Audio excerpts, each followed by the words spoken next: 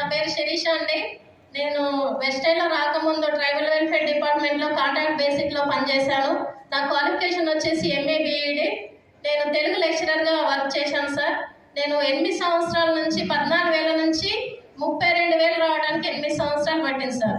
మా sir social welfare department సాంఘిక సంక్షేమ గురుకుల పాఠశాల ప్రిన్సిపల్. నేనేమో ట్రైబల్ వెల్ఫేర్ గురుకుల పాఠశాల లెక్చరర్గా వర్క్ చేశాను 8 సంవత్సరాలు. గత 10 నెలల క్రితం ఒక సైదుల్ సార్ మీటింగ్ వెళ్ళి హైదనగర్లో క్లారిటీ తీసుకొని మీటింగ్ విన్న నైట్ మాకు నిద్ర పడలేదు సార్ ఇద్దరికి. అసలు ఇంత మంచి బిజినెస్ మనం ఎందుకు వదులుకున్నామా, ఇప్పటి నుంచి స్టార్ట్ చేద్దాం, మనమే కాకుండా మనల్ని నమ్ముకొని వచ్చిన వాళ్ళని ఎంతో అంత వాళ్ళ ఇళ్లలో చిరుదీపం వెలిగిద్దామని డిసైడ్ అయ్యి నెక్స్ట్ డేనే నా జాబ్ 33,000 కాంట్రాక్ట్ బేసిక్ జాబ్ నేను రిజైన్ చేసి ఇందులో 0 నుంచి స్టార్ట్ అయినా సార్. అక్కడ జాబ్ వదిలిపెట్టి కాంట్రాక్ట్ బేసిక్ జాబ్ ఎవరైనా వదిలిపెడతారా సార్?